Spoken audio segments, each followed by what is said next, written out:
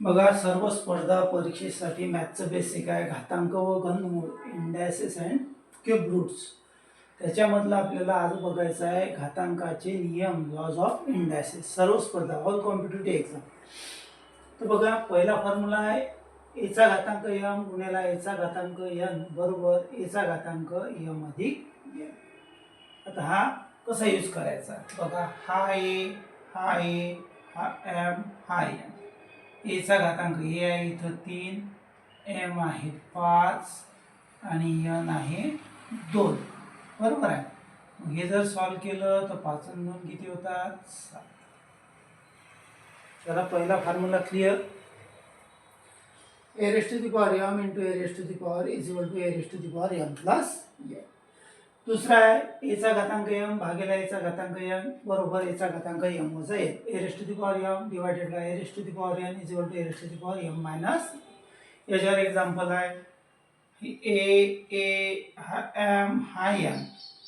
मग A raise to the power काय होते? एम मायनस एन म्हणजे 7 मायनस 9. आता बघा, मोठी संख्या आहे वजा, मोठ्या संख्येतून लहान संख्या वजा करायची, मोठ्या संख्येचं साइन द्यायचं म्हणजे किती? -2. त्याच्यानंतर तिसरा in bracket a into b bracket complete raise to the power m is equal to A raise to the power M into b raise to the power M.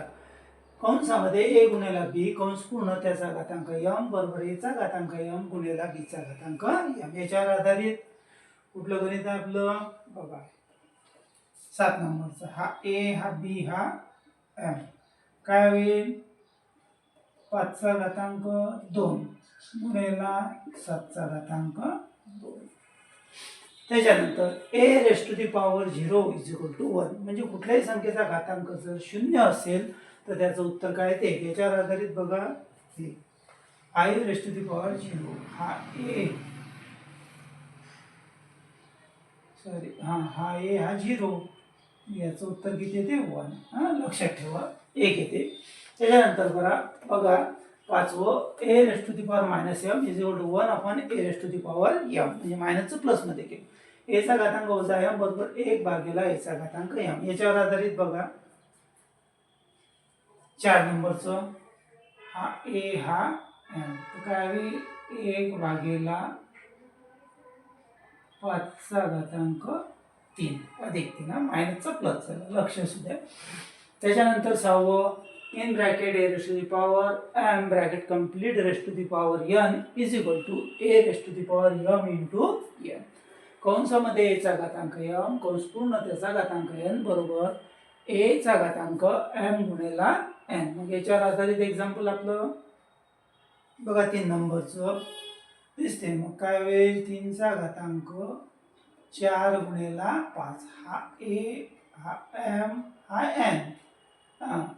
मग 4 पंच 20 किंवा सध्याचं या पद्धतीनं राहू द्या किंवा असंही केलं चालते. सध्या आपल्याला हे नियम शिकायचे आहे म्हणून त्या नियमच्या हिशोबाने आपण एक्झाम्पल सोडवत आहे. त्याच्यानंतर 7 बघा in bracket a upon b bracket complete raise to the power m is equal to A raise to the power M divided by b raise to the power m. कंसामध्ये ए भागिला b कंस पूर्ण त्याचा घातांक M बरोबर एचा घातांक M भागिला बीचा घातांक एम. याच्यावर आधारित गणित बघा, हे 8 नंबरचं. हा ए हा बी हा एम म्हणजे काय येईल? 5चा घातांक 3 भागिला 7चा घातांक लास्टचा 8. In bracket a upon b bracket complete raise to the power minus m is equal to in bracket b upon a bracket complete raise to the power m. कंसामध्ये ए भागिला बी कंस पूर्ण त्याचा घातांक वजा एम बरोबर कंसात बी भागिला ए कंस पूर्ण त्याचा घातांक एम. इथं लक्षात द्या काय झालं? ए अंशात बी छेदात आहे, ए न्यूमरेटर बी डिनॉमिनेटर, पण इथं काय झालं? चेंज झालं. छेदातलं अंशात अंशातलं छेदात आणि मायनसचं इथं काय झालं? प्लस झालं. मग याच्यावर आधारित बघा 9 नंबरचं एक्झाम्पल आहे आपलं. काय होईल? मग हा तुमचा ए हा तुमचा बी हा तुमचा एम. मग काय होईल? बी अपॉन ए म्हणजे 7 भागिला 5 आणि यांचा घातांक मायनसचा काय होईल? प्लस. मायनसचा काय होईल? प्लस. आणि एक राहिलं आपलं 5चा घातांक 1. याचा घातांक 0 आहे का? 0 असतं तर एक उत्तर असतं, परंतु 1 आहे म्हणजे याचा आन्सर काय येईल 5. 5 एक 5. 6चा घातांक असो 20चा घातांक 1 असो 5. इथं आपले नियम आणि त्याच्यावर आधारित एक्झाम्पल संपलं. जसं आलं तसं आपण समोर घेऊ.